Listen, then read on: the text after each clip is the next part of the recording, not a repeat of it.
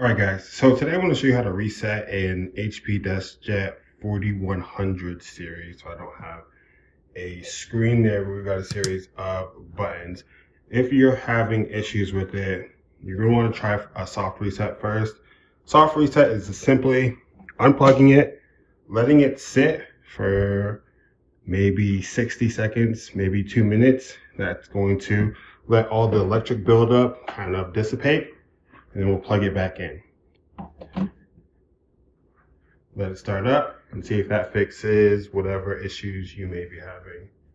So the plus of doing a quick soft reset is we don't have to reconnect it back to the internet. You can see that blue light there, just automatically kick back on.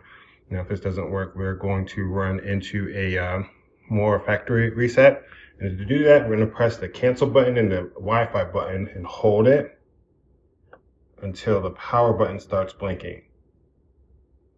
There we go. Now we can release. So this means it's entering into setup mode. And we need to wait for the Wi-Fi button there to start blinking. So wait. There it is. And now we should be able to use the HP Smart app to connect this back to our Wi-Fi. So that's all we got. Hope it helps. If it does, like the video, subscribe to the channel. See you next time.